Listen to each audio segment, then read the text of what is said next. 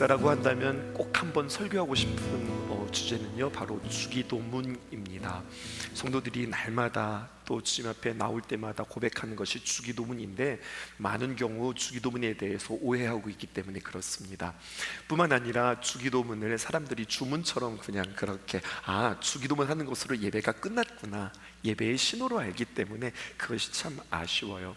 그래서 많은 목사님들은, 특별히 강해 설교하시는 목사님들은 자신들의 생애에 있어서 단 한 번쯤은 그렇게 주기도문을 강해하기를 소원합니다. 한국뿐만 아니라 유명한 목사님들도 마찬가지세요. 오늘 저는 여러분들과 함께 주기도문을 함께 나누기를 원하는데, 마침 우리 학생에서도 이미 지금 주기도문을 걸어가고 있다고 하는 이야기를 들어서 오늘 학생들이 나왔다면 여러분들이 학생 시간에 들었던 말씀과 오늘 말씀을 더하면 더욱더 여러분들은 이중창문을 가져서 더 든든하게 굳게 세워지리라 믿습니다. 오늘은 주기도문의 오리엔테이션 시간이에요. 오늘 전체적인 그림들을 여러분들에게 그려드리되, 오늘은 특별히 주기도문의 특징 4가지를 여러분들에게 말씀드리고 시간이 되어지면 조금 더 그 뒤를 붙여볼 생각입니다. 주기도문의 특징을 말하면서 많은 강해자들이 하지 않는 것처럼 전 여러분들에게 이렇게 하고 싶었어요. 많은 이들이 이렇게 이야기하지만 성경은 이렇습니다. 어찌 보면 제가 잘 쓰는 표현이기도 한데요, 많은 사람들이 이렇게 알고 있지만 성경을 자세히 들여다보면 성경은 사실 이것을 우리에게 이야기합니다. 그렇게 여러분들에게 도전하면서 그렇게 알려드리는 기쁨이 제게 있으면서, 또 여러분들도 알아가는 귀한 기쁨으로 오늘 주기도문들 한번 잘 정리해 보셨으면 참 좋겠습니다. 많은 사람들이요, 주기도문을 뭐라고 이야기하면 주님의 기도라고 이야기해줘요. 근데 여러분, 주님의 기도가 아닙니다. 주님의 기도를요, 영어로는요 Lord's Prayer라고 표현했는데요, 사실은 정확한 표현은 아니에요. 주님의 기도가 아니라, 정확한 표현은 꼭 기억하세요, 주님의 기도가 아니라 제자들의 기도입니다. 예수님께서 제자들에게 이렇게 기도하라고 가르쳐 주신 거예요. 왜 주님의 기도가 아니고 제자들의 기도냐라고 하냐면, 제가 근거를 말씀드릴게요. 왜냐하면 죄가 없으신 예수님께서 우리 죄를 용서하여 주시옵고라고 하는 말은 예수님의 기도에는 필요 없는 대목이거든요. 주기도문은 제자들에게, 우리에게 모범으로 너희는 이렇게 기도하라고 제자들을 위하여서 가르쳐 주신 기도이고요, 그 기도를 통해서 너희들은 이 기도를 중심으로 삶의 기준을 잡아라, 삶의 지침을 삼아라, 그리고 삶의 방향을 잡아라라고 우리의 그리스도인들, 특별히 제자들이 어떻게 살아가야 되는지 기준을 제시하기 때문에 이것은 주님의 기도가 아니라 제자들의 기도, 더 정확하게 표현하면 주님께서 가르쳐 주신 제자들의 기도다라고 표현하는 것이 맞다는 거죠. 오늘 이 주기도문이 성경에 2군데가 등장하는데, 하나는 오늘 우리가 읽었던 마태복음이고, 또 하나는 누가복음이에요. 누가복음 11장 1절에 보면은 예수님께 제자들이 나왔어요. 그리고 예수님 우리에게 기도를 가르쳐 주세요라고 부탁하고 요청합니다. 그 요청에 주님께서 대답해 주시는 거예요. 여러분, 여기에 한 가지 힌트가 있어요. 여러분, 우리가 주님 앞에 구하지 못하여서 얻지 못하는 것들이 참 많습니다. 주님 앞에 언제나 나오셔서 필요한 것들을 구하실 수 있기를 바라요. 제자들이 기도를 못했나요? 아니에요. 제자들도 이미 기도는 하고 있었어요. 그런데 예수님의 기도가 뭔가 다른 것 같은 거죠. 예수님의 기도에는 뭔가 능력이 있고 뭔가 기쁨이 있고 우리와는 다른 기도가 있는 것 같아요. 그래서 예수님께 나와서 예수님 우리 기도 좀 가르쳐 주세요 라고 이야기했다고요. 우리도 마찬가지예요. 우리 다시 한번 주님께 나와서, 우리 주님께서 이곳에 계시다고 우리 믿으면서 주기도문을 배우면서 예수님 기도 어떻게 하는 거예요? 우리에게 기도 좀 가르쳐 주세요 라고 주님 앞에 요청함으로 말미암아 우리의 기도가, 이 주기도문의 강해가 끝난 뒤에는 우리의 기도가 이렇게 레벨업이 되어지는 귀한 역사가 있기를 주님의 이름으로 축복합니다. 두 번째, 이 기도의 특징이 있는데요, 주님께서는 이렇게 이야기하셨어요. 예수님 기도 좀 가르쳐 주세요 그랬더니 이렇게 기도해라 라고 가르쳐 주시기 전에 이렇게 기도하지 마라, 이렇게 기도해라 투두를 말하기 전에 이렇게 기도하지 마라 don't to도를 말했다고요. 여러분, 그러면서 누구를 이야기하면 그 당시에 기도했던 사람, 대표적인 사람 두 사람을 이야기했어요. 그 사람들은 바로 누구냐면 유대인들과 그리고 하나님을 알지 못하는 이방인들. 그리고 너희들 이렇게 기도하지 마라고 가르쳐 주신 뒤에 이렇게 기도해 라고 가르쳐 주셨다고요. 그럼 우리도 마찬가지예요. 혹시 우리도 이렇게 기도하고 있지는 않나 점검해 보셔야 되죠. 마태복음 6장 5절에서 우리가 함께 읽어보도록 하겠습니다. 7절까지 있는 말씀입니다.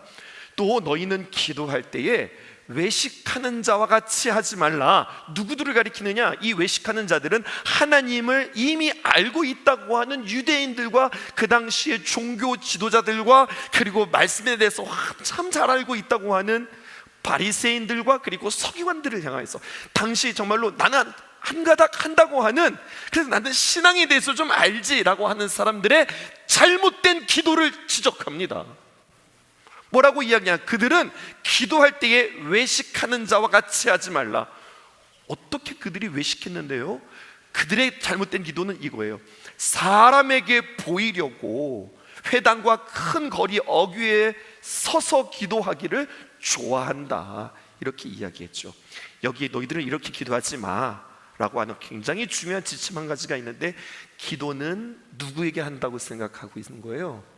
누구나 다 하나님께 기도한다고 생각하는 거죠. 그런데 그들의 내면을 자세히 열어보았더니 그들은 하나님께 기도한다고는 하였지만 계속 누구를 의식하면서 기도하는 거예요?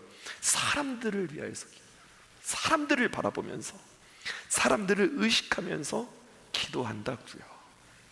여러분, 우리도 마찬가지입니다.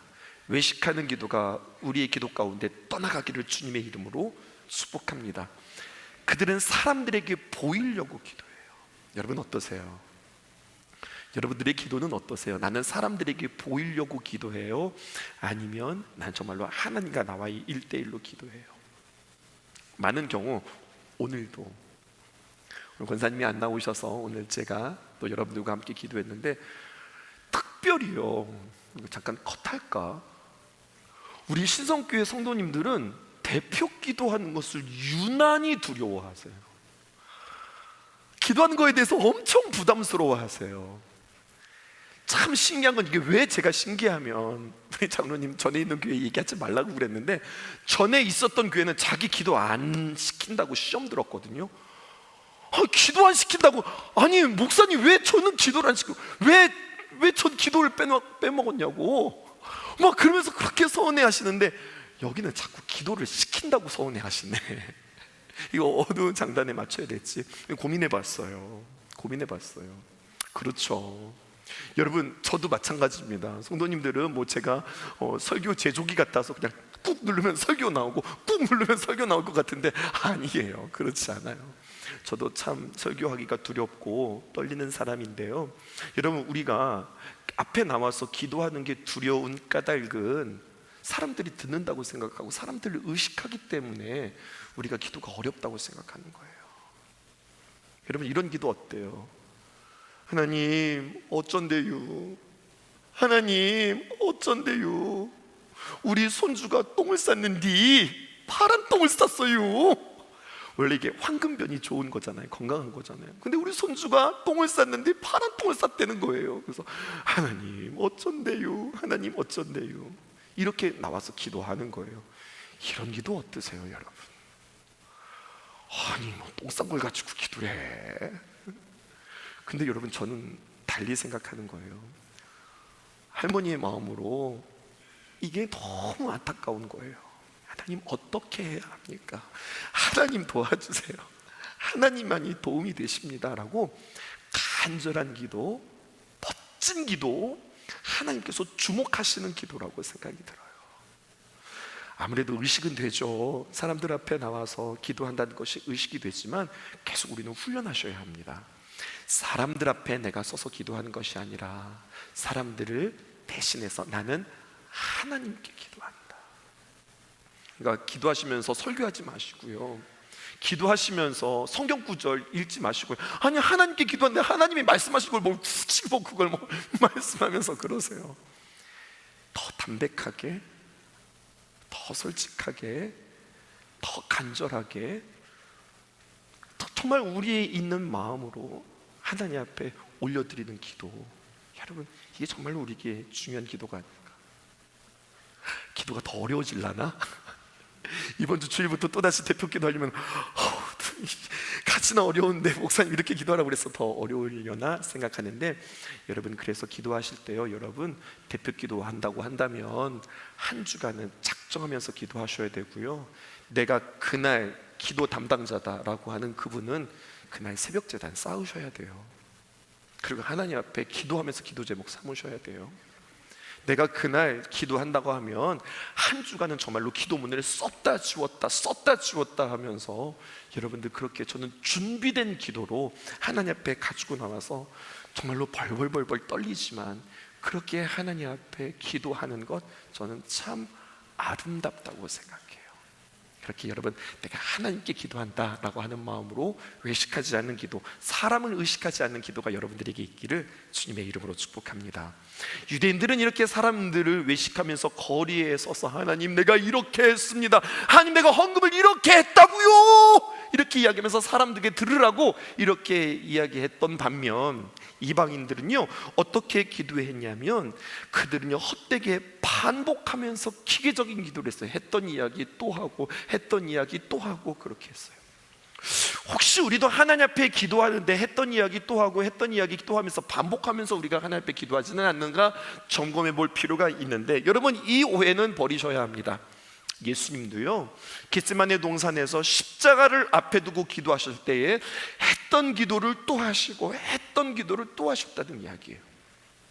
아니 반복하면서 기도하지 말라고 하고서 이게 무슨 뜻일까요? 여기에는 차이가 있어요.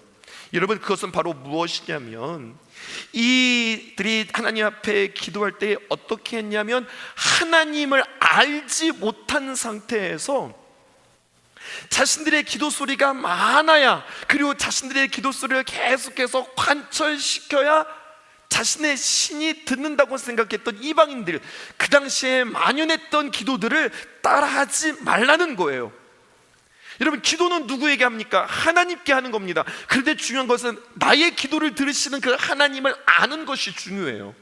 그 하나님을 알지 못한 채 나의 기도를 들으시는 하나님의 성품, 하나님의 마음을 모를 채 그냥 입술로만 장황하게 기도하는 것, 이렇게 기도하지 말라. 이것은 기도가 아니라 주문이다, 이렇게 이야기하는 거죠. 솔직함과 단순함으로 하나님 앞에 기도해라. 이것이 이방인들이 했던 기도와 정반대되는 모습이고요, 그리고 위선이 아니라 진실함으로 하나님 앞에 기도해라. 이것은 유대인들이 당시 종교 지도자들이 했던 기도와 반하는 모습이라 할 수 있겠습니다. 솔직함과 단순함으로, 진실함으로, 기계적이고 장황한 것이 아니라 정말로 사려 깊음으로 하나님 앞에 기도할 수 있기를 주님의 이름으로 축복합니다. 그러나 여러분들의 기도가 언어에 매이지 않기를 주님의 이름으로 축복합니다. 그러니까 우리가 또 기도가 당황스러운 이유가 뭐냐면, 어떤 이들은 참 부러운 이들이 있어요. 그냥 앞에 서기만 하면은 기도를 시작하면요 이 기도가 그냥 줄줄줄줄줄줄 나오는데, 어쩌면 그렇게 기도를 잘 하시는지, 보고 하는 것도 아니고 보지도 않고 하시는데 어쩌면 그렇게 기도를 참 잘 하시는지, 그것에 비하여서 나는 기도가 그렇게 안 되는 거예요. 기도하다가 뚝 끊어지고, 기도하다가 뚝 끊어지고, 하나님 아버지 뭐라고 기도해야 되나 고민하면서 기도하고, 그러니까 왠지 나의 기도는 왠지 능력이 없는 것 같고, 나의 기도는 못난 기도인 것 같고, 주구장창으로 그냥 물 흐르듯이 나오는 그 기도는 정말 잘하는 기도 같아서 나는 기도를 잘 못해 라고 생각하기 쉬운데요, 하나님은 우리의 표현을 들으시는 하나님이 아니라 하나님은 우리의 마음을 들으시는 하나님이시다. 그래서 때로는 주님 앞에 주여만 10,000번을 부르셔도 여러분들 그 가운데 하나님께서는 다 들으시고, 그 가운데 은혜도 주시고, 하나님께서 그 가운데 우리에게 능력도 주신단 말입니다. 주여라고 불러보세요. 또 주님 아시죠? 라고 하면서 나의 마음을 통해하는 마음으로 주 앞에 기도해 보실 수 있기를 바라요. 주기도문이 시작되어집니다. 너희는 이렇게 기도하라. 여기에서 주기도문의 세 번째 특징이 있어요. 주기도문은요 무엇을 기도하라, what이 아니라 이렇게 기도하라라고 우리에게 how를 가르쳐주고 있습니다. 오늘 주기도문을 시작하면서 그러므로 너희는 이것을 기도하라 이렇게 주님께서 말씀하지 않고요, 어떻게 했다고요? 너희는 이렇게 기도해라 가르쳐 주셨어요. 어떻게 기도하는 건데요? 첫 번째 보았더니요, 이렇게 이야기해요. 우리의 모든 죄를 사하여 주옵시고, 과거를 말하고 있고요, 오늘 우리에게 일용할 양식을 주옵시고, 현재를 말하고 있고요, 시험에 들게 하지 마옵시고 다만 악에 수하옵소서, 미래를 말하고 있어요. 기도 안에는요 과거와 현재와 미래가 있네요. 다시 말해서 어떻게 기도해야 되는가? 우리의 시간에 따라 기도하는 거예요. 하나님, 나의 과거에 이런 일들이 있고요, 지금 나에게는 이런 고민들도 있고요, 앞으로는 이런 일들도 있을 것 같아요. 나의 모든 것들에 대해서 빼놓지 않고 주님 앞에 기도하는 시간 따라서 과거와 현재와 그리고 앞으로의 일들을 위하여서 주님 앞에 기도하는 거예요. 또 어떻게 기도하나? 여러분 보세요. 하늘에 계신 우리 아버지요 라고 이야기한 다음에 이름이 거룩히 여김을 받으시오며 나라가 임하옵시며 뜻이 하늘에서 이루어진 것 같이 땅에서도 이루어지니라. 어떻게 기도하냐? 먼저 하나님의 영광을 구하는 기도를 하라라는 거예요. 하나님께 영광을 구하는 거예요. 그 다음에 우리에게 일용할 양식을 주옵시고 죄 지은 자를 사하여 준 것 같이 우리 죄를 사하여 주시고 시험에 들지 않게 하시고 악에서 구하옵소서. 이것은 무엇이냐? 우리의 필요를 구하라는 거예요. 하나님 앞에 기도할 때 무엇부터 구하냐? 하나님의 영광, 하나님의 일하심, 하나님 아버지 그 이름과 그 나라와 그 뜻을 위하여서 우리는 하나님 그 뜻대로 되어지기를 원하고, 하나님의 그 이름이 많은 이들에게 거룩하게 되어지기를 원하고, 그 하나님의 통치와 다스리심이 이 땅에 있기를 원합니다. 하나님을 주목하면서 기도하는 거예요. 하나님이 아시지요. 하나님께서 아시죠. 하나님께서 행하십니다. 하나님 어떤 뜻이 있을까요? 하나님, 내가 기도합니다. 또 내가 하나님 기대합니다. 하나님, 내가 감사합니다. 또 나는 감격할 것입니다. 계속해서 하나님을 주목하면서 기도하는 거예요. 그리고 이것만 기도하는 것이 아니라 우리의 필요, 하나님 나에게 일용할 양식을 주세요. 육의 양식뿐만 아니라 영의 양식도 주세요. 죄 지은 자를 사하여 준 것 같이 우리 죄를 사하여 주세요. 시험에 들지 않게 해주세요. 여러분, 이 세 가지의 기도, 앞에도 세 가지의 기도가 있고 뒤에도 세 가지의 기도가 있다면 일용할 양식을 주옵소서. 무슨 관계예요? 나 자신과의 관계예요. 죄 지은 자를 사하여 준 것 같이 우리 죄를 사하여 주옵소서. 여기는요, 내 죄를 용서해 주신 달라고 기도하는 것 같지만 여기는요, 이웃과의 관계도 그 안에 포함되어져 있어요. 또 우리로 시험에 들게 하지 마옵시고 악에서 구하옵소서. 이것은 무슨 관계예요? 영적인 관계에 대해서 이야기하고 있어요. 나의 필요를 구할 때에 나 자신과의 관계, 이웃과의 관계, 영적인 관계를 위하여서도 기도하고 있는 거죠. 여러분, 언제나 기억하세요. 우리의 삶에 다급한 기도, 가득한 문제가 있지만 제일 먼저 어떻게 기도하라고 주님께서는 우리에게 말씀해 주시는가? 내 문제의 기도, 내 문제가 해결되는 것에 기도에 초점이 있는 것이 아니라 하나님의 이름이 거룩하게 여겨지고 하나님의 다스림과 통치, 하나님의 뜻, 하나님의 의지, 하나님의 열심, 그것이 이루어지기를 주님 원합니다 라고 기도하는 것이 먼저 우선되어져야 한다는 거예요. 지금 우리는 마태복음 6장을 걸어가고 있죠. 이 마태복음 6장의 마지막을 다시 한번 이렇게 정리합니다. 우리가 잘 아는 말씀이에요. 마태복음 6장 33절에 있는 말씀 무엇입니까? 그런즉 너희는 먼저 그의 나라와 그의 의를 구하라. 하나님의 통치와 하나님의 열심, 하나님께서 일하심, 이것을 먼저 구하라. 그리하면 이 모든 것들을, 우리의 필요한 모든 것들을 주님께서 더하신다라고 하는 거예요. 여러분, 이것을 우리가 주님 앞에 알고 기도하셨으면 좋겠습니다. 하나님 지금 일하고 계시죠. 하나님 다스리고 계시죠. 지금 내 눈앞에 펼쳐진 것이 나는 이해할 수 없지만 나는 신뢰합니다. 하나님의 귀한 역사가 일어날 줄 믿습니다. 하나님, 내가 어떻게 해야 할까요? 계속해서 하나님의 영광을 구하는 겁니다. 주기도문에 또 한 가지의 특징이 있습니다. 그것은 바로 어떤 기도냐? 성경은 우리에게 이렇게 이야기해요. 놀랍게도 성경은 주기도문을 우리에게 가르쳐주면서 우리라고 하는 표현이 무척 반복되어져요. 주기도문의 네 번째 특징, 그것은 우리의 기도입니다. 공동체가 함께 기도해야 하는 공동체를 위한 기도라고 우리에게 말씀해주고 계세요. 오늘 본문 다시 한번 띄워주실까요?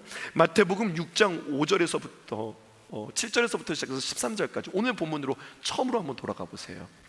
그리고 지금부터 우리가 다시 한번 읽을 때니까 여러분들 계속해서 우리가 몇 번이나 등장하는지 말씀해 주세요. 오늘 성경 본문입니다. 네, 함께 읽읍시다. 시작. 그러므로 너희는 이렇게 기도하라. 우리가 몇 번 나오나 손 꼽으면서 기도하시는 거예요. 하늘에 계신 우리 아버지여, 이름이 거룩히 여김을 받으시오며 나라의 마옵시며 뜻이 하늘에서 이루어진 것 같이 땅에서도 이루어지이다. 오늘 우리에게 일용할 양식을 주시옵고 우리가 우리에게 죄 지은 자를 사하여 줄 것 같이 우리 죄를 사하여 주시옵고 우리를 시험에 들게 하지 마시옵고 다만 악에서 구하옵소서. 나라와 권세와 영광이 아버지께 영원히 있사옵나이다. 아멘. 우리라고 하는 표현이 몇 번 등장하죠? 6번 등장해요. 이것이 뜻하는 바가 무엇일까요? 여러분, 공동체가 함께 기도해야 하는 공동체를 위한 기도다라는 거예요. 조금 더 설명해 볼게요. 오늘 성경에 보니까 우리라고 하는 표현이 6번이나 등장했어요. 주기도문을 통하여서 나뿐만 아니라 우리가 얼마나 중요한지를 성경은 우리에게 이야기하고 있어요. 주기도문이 없으면 우리는 온전한 공동체가 될 수 없어요. 왜 지금 계속해서 공동체를 이야기하고 있냐면 교회란 무엇인가라는 거예요. 교회란 무엇인가? 예수님을 주로 고백하는 이들의 함께 모인 이 모임이 교회거든요. 그러니까 교회는 다른 말로 이야기하면 그리스도 안에서 우리예요. 근데 우리가 온전한 공동체가 되어지기 위해서는 주기도문을 우리가 잘 해야 한다는 거예요. 교회란 믿음의 공동체라고 한다면 이 공동체 안에서 우리의 모임, 우리들의 헌신, 우리들의 교회, 우리를 통해서 하나님께서 일하시기 때문에 그래요. 우리라고 하는 거죠. 내가 아니라 우리입니다. 우리 아버지라는 거예요. 나의 아버지고 당신의 아버지고 우리 아버지라고 하는 이 개념 속에서 나에게 하나님께서 이렇게 은혜를 베풀어 주셨던 나의 하나님은 당신의 하나님이기도 하기 때문에 이것은 우리에게 놀라운 은혜로 펼쳐지는 거예요. 이건 뒤에서 조금 더 살펴보도록 하겠습니다. 4가지의 특징 아시겠어요? 첫 번째는 어떤 특징이 있었어요? 그것은 바로 우리에게 주기도문이 아니라 제자들이 해야 되는 기도다라고 하는 것과, 두 번째는 우리에게 무엇을 가르쳐 주는 겁니까? 무엇을 기도하는 게 아니라 어떻게 기도해야 되는가, 이것을 우리에게 가르쳐 주고 있고요. 세 번째는 이렇게 기도하지 말고 이렇게 기도하라, 이게 두 번째였죠. 이렇게 우리에게 가르쳐 주었고요. 네 번째는 주기도문 가운데 우리라고 하는 것을 통해서 공동체가 강조되어짐으로 말미암아 교회의 공동체는 주기도문을 우리가 제대로 알고 우리가 기도해야 되겠다라는 거예요.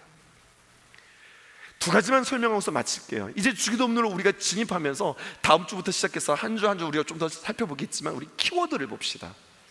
제가 한 줄 읽어드릴 테니까 여기에서 가장 중요한 단어가 뭔가 보세요. 하늘에 계신 우리 아버지요. 여기에서 어떤 표현이 가장 중요한 것 같으세요? 키워드, 핵심 키워드를 잡으라고 하면 무엇일 것 같으세요? 그것은 바로 아버지입니다. 기도에 있어서 가장 중요한 것, 첫 번째, 하늘에 계신 우리 아버지. 하늘도 중요하고 계시다도 중요하고 우리도 중요하지만 이 첫 문장에서 중요한 것은 아버지예요. 여러분, 그 예레미야스라고 하는 신학자가 있었는데요, 이 유명한 신학자인데 주후 10세기 모든 유대 문헌을 살펴보아도 하나님을 향하여서 아버지, 심지어는 아빠라고 부른 사람은 한 사람도 없었다는 거예요. 그렇게 아버지라고 부르며 기도했던 사람은 주님께서 이렇게 가르쳐 주셨음에도 불구하고 한 사람도 없었다는 거예요. 오직 예수님의 기도에만 아버지라고 하는 기도가 있다는 거예요. 놀라운 것은요, 예수님께서 단 한 번 기도하실 때 나의 하나님 어찌하여서 나를 버리셨나니까, 십자가에서 엘리 엘리 라마 사박다니, 여러분 그 표현 아시죠? 나의 하나님 어찌하여 나를 버리셨나니까, 하나님 앞에 기도하는데 뭐라고 표현하면 나의 하나님이라고 표현했는데 이것이 유일하대요. 그리고 나머지 모든 곳에서의 예수님의 기도를 보면 하나님이라고 하는 표현이 없다는 거예요. 다 아버지, 심지어는 아빠라고 표현하고 있다고 하는 사실이에요. 설마 그렇겠어 해서 쭉 찾아보니까 정말 그래요. 그 유명한 기도 몇 가지만 한번 살펴볼까요? 겟세마네 기도 정말로 중요하지 않아요? 마가복음 14장 36절에 보니까 이렇게 기록되어 있습니다. 이르시되, 가장 중요한 지금 십자가를 앞에 두고서 마지막으로 주님께서 겟세마네에서 기도하시는 장면이거든요. 뭐라고 기도하시냐면 아빠 아버지요, 아버지께는 모든 것이 가능하오니 이 잔을 내게서 옮기시옵소서. 그러나 나의 원대로 마시옵고 아버지의 원대로 하옵소서 하시고, 아빠 아버지요, 아버지께는 아버지의 원대로, 하나님을 향해서 아버지라고 불러요. 여러분, 주기도문의 정확한 표현은 예수님께서 우리에게 가르쳐 주신 제자들의 기도라고 그랬죠. 예수님의 기도는 따로 있어요. 예수님의 기도는, 주님의 기도는 따로 있습니다. 그것이 바로 어디냐면 요한복음 17장에 나오는 예수님께서 대제사장으로서 하시는 기도, 이것이 예수님의 기도이거든요. 거기 한번 보실까요? 요한복음 17장 1절, 그 유명한 대제사장으로서의 기도가 등장하는데, 거기에서 눈을 들어 하늘을 우러러 이르시되, 기도의 첫 마디가 이렇게 시작되는 겁니다. 아버지요, 아버지요. 그러면서 요한복음 17장의 그 대제사장의 기도에서만 아버지여라고 하는 표현이 무려 6번이나 등장하고 있어요. 죄 많고 허물 많은 우리, 로마서에서는요, 로마서 5장 6절에 우리가 아직 연약할 때에, 로마서 5장 8절에 우리가 아직 죄인 되었을 때에, 로마서 5장 10절에 우리가 원수 되었을 때에, 여러분, 하나님께서 우리로 하여금 하나님을 향하여서 아빠 아버지라고 부를 수 있도록 십자가에서 계신 예수님은 단 한 번 아빠 아버지라 부르지 못하고 십자가에서 버림받았다고 하는 사실입니다. 여러분, 이게 복음이에요. 여러분, 너희들 하나님을 향하여서 아버지라고 불러, 아빠 아버지라고 불러 라고 이야기하는 것은 야, 친근감 있게 아버지라고 불러, 이런 뜻이 아니에요. 여러분, 너희로 하여금 하나님의 귀한 자녀가 되어주기 위해서 내가 그 값을 치렀다는 거예요. 유일하게 단 한 번이라고 그랬잖아요. 십자가에서 예수님이 하나님을 향하여서 나의 하나님, 나의 하나님이라고 그렇게 처절하게 불렀었던 것은요, 자신이 제물되어서 하나님 앞에 부르는 처절한 기도였어요. 그렇게 자기 자신이 버림받고 자기 자신이 하나님과 분리되어짐으로 말미암아 우리가 하나님과 연합하게 되었는데, 그러면서 우리에게 하나님을 향해서 어떤 자격이 주어졌느냐, 아빠 아버지라고 부를 수 있는 그러한 신분과 그러한 자격을 하나님께서 우리에게 부어주셨다고 하는 거죠. 여러분, 하나님을 향해서 아버지라고 부르실 수 있기를 주님의 이름으로 축복합니다. 그리고 그것을 즐겨 부르실 수 있기를 원해요. 하나님께서 기뻐하시는 표현이에요. 아버지라고 하는 표현이에요. 심지어는 아버지도 말고 아빠 아버지라고, 아빠라고 불러라, 그렇게 이야기하죠. 근데 여러분, 여기에 복음이 있더라고요. 여기에 복음이 있어요. 아빠. 왜 복음이 있느냐? 너도 아빠야? 그럼 너도 아빠야? 너도 아빠라고 불러? 그럼 우리는 뭐가 되는 거야? 우리는 형제가 되고, 그리고 우리는 뭐가 되는 거예요? 자매가 되는 거예요. 여기에 뭐가 되는 줄 아세요? 이웃 사랑이 나오는 거예요. 하나님께서 십자가에 못 박혀 죽으심으로 말미암아 하나님의 귀한 자녀가 되었어요. 우리가 아빠라고 불렀어요. 하나님을 사랑해요. 하나님과 친밀하게 되었단 말이에요. 근데 이것으로 끝나는 게 아니라 너도 아빠라고 불러? 너도 아빠라고 불러? 너도 아빠야? 그럼 우리는 다 주님 안에서 형제 자매네. 그러니까 우리가 하나님을 아버지라고 부르는 귀한 성도들이 형제 자매이기에 우리는 식구라는 이야기잖아요. 그러니까 그들을 잘 섬기고 사랑하고 세워주는 하나님 사랑과 이웃 사랑이 우리에게 명하신 아빠 아버지, 아버지라고 하는 이름에 배어 있다고 하는 거죠. 하나님께 나의 아빠, 나의 아버지 발견되어지는 순간, 우리의 아버지가 발견되어지는 순간이에요. 가족으로서 그 의무 생활을 다 하겠다라고 하는 각오가 저와 여러분들에게 있기를 주님의 이름으로 축복합니다. 두 번째 보실까요? 이름이 거룩히 여김을 받으시오며. 여기까지만 하고 마칩시다. 여기에서의 키워드는 이름이 거룩히 여김을 받으시오며. 여기에서의 키워드는 이름이에요. 이름. 하나님의 이름을 누가 붙였어요? 하나님의 이름, 하나님, 여호와, 야훼, 누가 붙였어요? 하나님 스스로 자신의 이름을 말씀해 주셨어요. 여러분 잘 아시죠? 그리스 로마 신화에 여러 신들이 나옵니다. 제우스, 이거 누가 붙여준 이름이에요? 인간들이 붙여준 이름이에요. 하나님은요, 하나님의 이름 스스로를 자기 자신이 붙이시고 우리에게 계시해 주신 분이세요. 하나님의 이름을 우리에게 가르쳐 주신 분이세요. 그 유명한 하나님의 이름의 에피소드가 등장하죠. 어디에 등장해요? 모세가 떨기나무 가운데 하나님의 영광 가운데 있습니다. 그리고 하나님께서 그 모세에게 하나님의 놀라운 그 구원의 계획을 말씀하시고 그에게 사명을 줍니다. 그때 이 모세가 하나님 앞에 질문해요. 내가 사람들에게 가서 내가 누가 이 말을 했다고 전합니까? 당신의 이름이 무엇입니까? 라고 이야기할 때에 하나님께서 이렇게 자기 자신을 계시합니다. 영어로 표현하면요, I am who I am. 한글로 표현하면요, 나는 나다 라고 하는 게 사실 직역이에요. 나는 나야. 이것을 성경에서는요 어떻게 표현하고 있냐면 나는 스스로 있는 자다, 이런 뜻이에요. 이게 무슨 뜻이에요? 나는 나다. 이게 무슨 말인 줄 아세요? 이런 뜻이에요. 나는 너희들의 입으로 명명할 수 없고 설명할 수 없는 자다. 나는 너희들의 생각에 갇힐 수 없는 존재다. 우리가 하나님에 대해서 이렇다 저렇다, 하나님은 이런 분이셔 저런 분이셔라고 부분은 이야기할 수 있으나 하나님 전체에 대해서 알 수 없는 분이다. 하나님은 스스로 계신 분이고 영원부터 영원까지 계시는 분이고 스스로 존재하시는 분이시고 스스로 창조하신 분이시고 스스로 존재하신 분이다. 무슨 이야기인 줄 알아? 너희들은 하나님을 헤아리려고 하지 마라. 하나님의 귀한 역사 가운데 동참하라. 하나님께서 일하심에 대해서 너희는 찬송하면 된다, 기뻐하면 된다, 이런 뜻이에요. 이름이 거룩히 여김을 받으시오며, 이런 것은 내가 잘해서 하나님께 영광을 돌려드려야지, 하나님의 이름을 빛나게 해야지, 천만의 말씀이요. 우리가 어떻게 함으로 말미암아 하나님의 이름이 영광 받을 수 없습니다. 오늘 표현을 보세요. 이름이 거룩히 여김을 받으신다는 거예요. 하나님의 귀한 이름을 내가 영광스럽게 만들어드리고 거룩하게 만들어드리는 것이 아니라 오늘 성경은 이 이름이 거룩히 여김을 받는다, 내가 주님의 이름을 높여드립니다, 영광을 돌려드리겠습니다가 아니라 그 이름 스스로 높임을 받는 거예요. 사람들이 뭐라고 해도 결국에는 하나님의 뜻대로 다 이루어질 겁니다. 설명 좀 어려우세요? 우리 신성 큐티로 잠깐 넘어가 볼까요? 이거 이야기 들으면 금방 알아들을 수 있어요. 보세요. 이삭의 이야기입니다. 이삭이요 편애했잖아요. 누구를요? 에서를요. 그래서 정말로 이 이삭은요 에서에게 축복해주고 싶었어요. 성경 보실까요? 이렇게 기록되어 있습니다. 갑자기 새벽 예배로 넘어가는 것 같죠? 창세기 27장 21절에 보니까 이삭이 야곱에게 이르되 내 아들아 가까이 와라. 왜 가까이 오라고 그랬냐면 이삭이 눈이 안 좋았어요. 잘 모르겠는 거예요.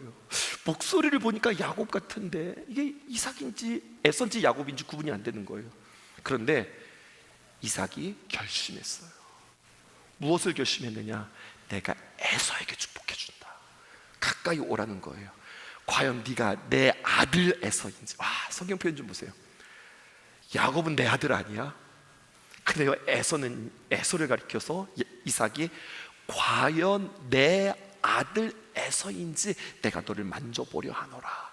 만져보는 거예요. 그랬더니 털이 엄청 많아요. 에서 맞네? 근데 여러분 이 털은요 만든 거잖아요. 이삭이 한 번 더 합니다. 그것이 27장 24절 상반절이에요.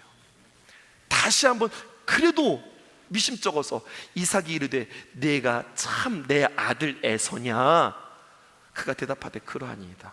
확인하고 또 확인하고 나는 에서에게 축복하리라 축복하리라 다짐하고 확인하고 그를 가까이 해서 확인하고 안수하며 축복했는데 누구였어요? 야곱이었다고요. 여러분 여기서 우리는 놀라야 돼요. 아무리 사람이 마음을 먹고 내가 하고 싶은 대로 하고 내가 축복해주고 싶은 대로 하고 내가 원하는 대로 내가 하고 싶지만 내 뜻대로 되어지지 않는 거예요. 우리의 힘대로 되어지지 않는 거예요. 당연하죠. 하나님의 구원의 역사는 단 한 번도 한 번의 오차도 없이 실수도 없이 하나님의 구원의 역사는 그대로 진행되어지는 겁니다. 언약에 신실하신 하나님, 약속하신 바 그대로 이루시는 하나님이세요. 또 한 사람 소개할까요? 그의 아내 리브가입니다. 그는 누구를 사랑했느냐? 에서를 사랑한 게 아니라 야곱을 사랑했어요.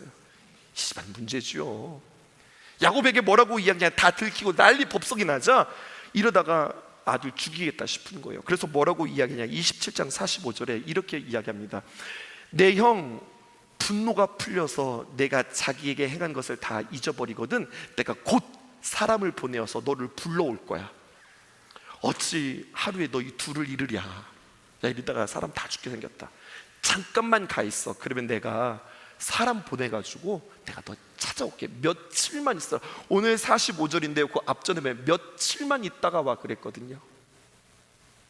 근데 여러분 그거 아세요?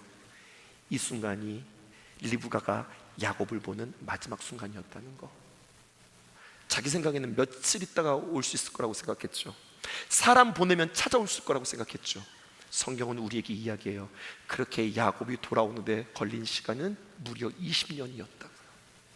야곱이 돌아왔을 때 리브가가 맞이했다고 하는 표현이 성경에 없어요. 이삭은 그렇게 하고 싶었다니까요. 리브가는 그렇게 원했다니까요. 그런데 이삭의 마음대로 리브가의 마음대로 되어지지 않은 거예요. 하나님의 뜻, 하나님의 일하심, 하나님의 역사 가운데 하나님께서 진행하시는 거예요. 사람이 아무리 애쓰고 발버둥 친다 하더라도 하나님의 역사에 하나님께서 진행하신다고 하는 사실을 우리가 믿으면, 여러분 내 뜻대로 마옵시고 아버지 뜻대로 되어지기를 원하나이다라고 하는 이 보석 같은 기도를 정말로 우리는 겸손하게 우리에게 받아들이셔야 해요. 그래서 하나님의 뜻이 무엇입니까? 하나님께서 기뻐하시는 것이 무엇입니까?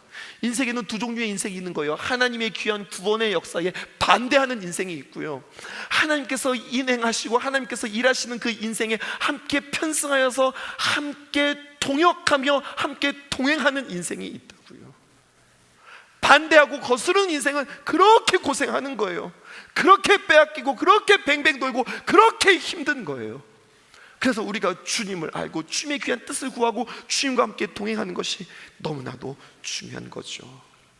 결국 하나님이 운행하시지, 주님께서 일하시지 고백하지만 하나님의 이름이 아닌, 하나님의 성품이 아닌 내 이름, 내 실력, 내 경험 가지고 살아가는 것은 아닌가.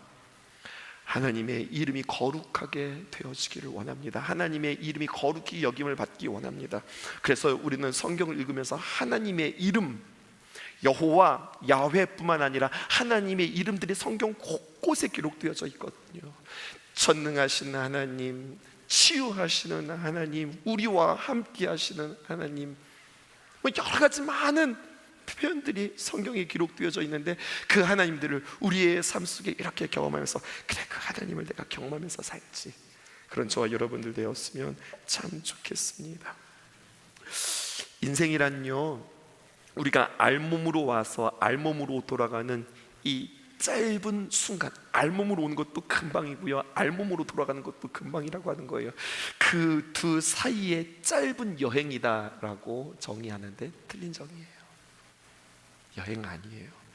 이렇게 정의해야 맞습니다. 알몸으로 와서 알몸으로 돌아가는 두 순간 사이의 짧은 여행이 아니라 짧은 순례예요. 여러분, 순례란 무엇일까요? 여행자와 순례자의 차이점이 뭔지 아세요? 우리는 예루살렘, 이스라엘을 여행하는 것이 아니라 우리는 성지를 순례할 거예요. 여행과 순례의 차이점이 뭔지 아세요? 순례는요, 추구하는 거예요. 찾아가는 거예요. 오늘 이 말씀을 마치면서 여러분들과 함께 부르시고 싶었던 찬양이 있습니다. 그것은 바로 뭐죠? 순례자가 부르는 노래가 있어요. 순례자의 노래.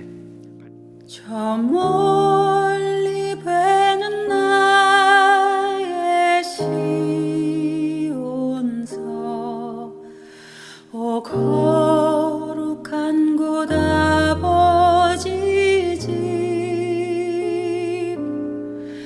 내 사모하는 집에 가고자 한 밤을 세웠네.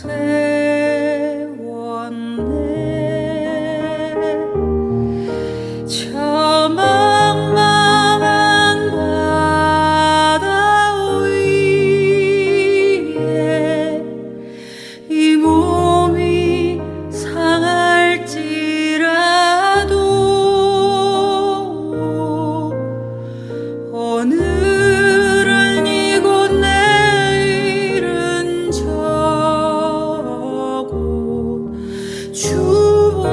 복음 전하리.